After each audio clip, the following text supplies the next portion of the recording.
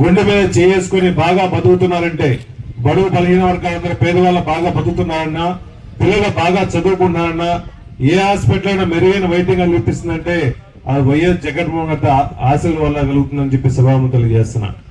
కానీ ఈ ప్రభుత్వం వచ్చిన తర్వాత, చంద్రబాబు నాయుడు గారు వచ్చిన తర్వాత ఆయన స్వార్థం కోసం, వాళ్ళ మనుషుల కోసం, వాళ్ళ బినామీల కోసం ఈ రాష్ట్రంలో ఎన్నో వందల ఎకరాలు పేద ప్రజల కోసం ఉన్న ఆస్తులన్నీ కూడా 99 పైసలకి కూడా కట్టబెట్టి వర్షా భూములకు కానీ, టీసీఎస్ భూములకు కానీ, నిన్న ఈ గూగుల్ డేటా అని చెప్పేసి సుమారుగా లక్షల కోట్ల రూపాయలు ప్రజల సొమ్ముని వాళ్ళు దారితం చేసిన ప్రజల ఉద్యమం చేయట్లా.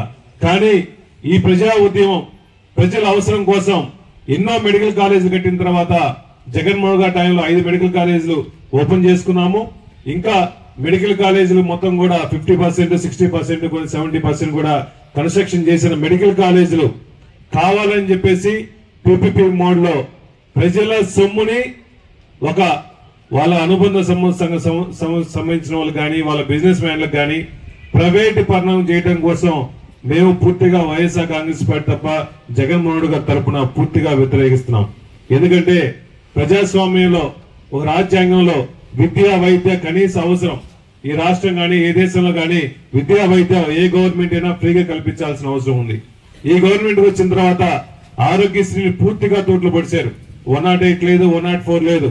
సుమారుగా నెట్వర్క్ హాస్పిటల్ కి 3,000 కోట్ల రూపాయల పైచిలకు అప్పులున్నాయి. జగన్మోహన్ గారి టైంలో ఎవరికి ఏ ఇబ్బంది లేకుండా ఆరోగ్యశ్రీ కల్పిస్తే, చంద్రబాబు నాయుడు గారు వచ్చిన తర్వాత ఒక పేద ప్రజలందరూ కూడా గవర్నమెంట్ ప్రైవేట్ హాస్పిటల్ పోయి ఆరోగ్యశ్రీలో చూపించుకునే పరిస్థితి లేదు. ఎందుకంటే పోలేని పరిస్థితి.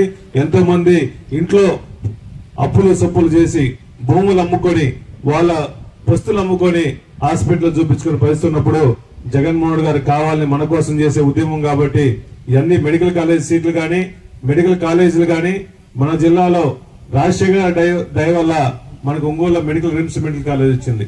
ఈ పశ్చిమ ప్రకాశం జిల్లా కూడా మెడికల్ కాలేజ్ వస్తుంది. కానీ ఎన్ని మెడికల్ కాలేజీలు స్టార్ట్ చేస్తే జగన్మోహన్ గారికి మంచి పేరు వస్తుందని చెప్పేసి చంద్రబాబు నాయుడు గారికి కావాలని చెప్పేసి అన్ని మెడికల్ కాలేజ్ ని ప్రైవేటీకరణ చేయడం పూర్తిగా బాధాకరంగా ఉంది. మనందరం ప్రతి ఒక్కరు కూడా ఇదేందో ఉద్యమం స్టార్ట్ చేసేది మన కోసం కాదు, మన పిల్లల కోసం, మన భవిష్యత్తు కోసం, మన విద్యార్థుల కోసం. బడుగు బలహీన వర్గాలు ఎంతో మంది ఇబ్బంది పడుతున్నారు. ఒక చిన్న ఎగ్జాంపుల్, మన పల్లెలో ఒక రోజు ఒకళ్ళకి మెడికల్ కాలేజ్ సీట్ వచ్చింది.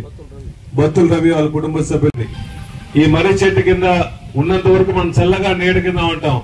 అవతలపై ఈ చంద్రబాబు నాయుడు ప్రభుత్వం ఎటువంటిది, ఆడ మురికి గుంటలు వేస్తారు, చిల్ల చెట్ల కింద కూర్చోబెడతారు. ఇప్పుడు ఇబ్బందులు తెలుస్తున్నాయి మనకి. మీరందరూ గమనించండి, మన నాయకుడు ఉన్నంత వరకు ఏ కష్టం లేకుండా, ఏ పేద ప్రజలకి కష్టం లేకుండా అన్ని చేతికిచ్చేశాడు. ఈ ప్రభుత్వంలో జగన్మోహన్ ఇచ్చిన స్కీములన్నీ లాక్కుంటున్నాడు. కష్టాలు తెలుస్తున్నాయి, బాధలు తెలుస్తున్నాయి. ఇప్పుడన్నా రోడ్డు మీద పడాల్సిన అవసరం ఉంది. నాకన్నా ముందు స్టేజ్ మీద, నాకన్నా ముందు కూర్చున్న అందరూ సీనియర్లు, నాకన్నా సీనియర్లు, మీరందరూ తలుచుకుంటే ఉద్యమం ఇంకా పెద్దగా ఉద్యమం చేయొచ్చు.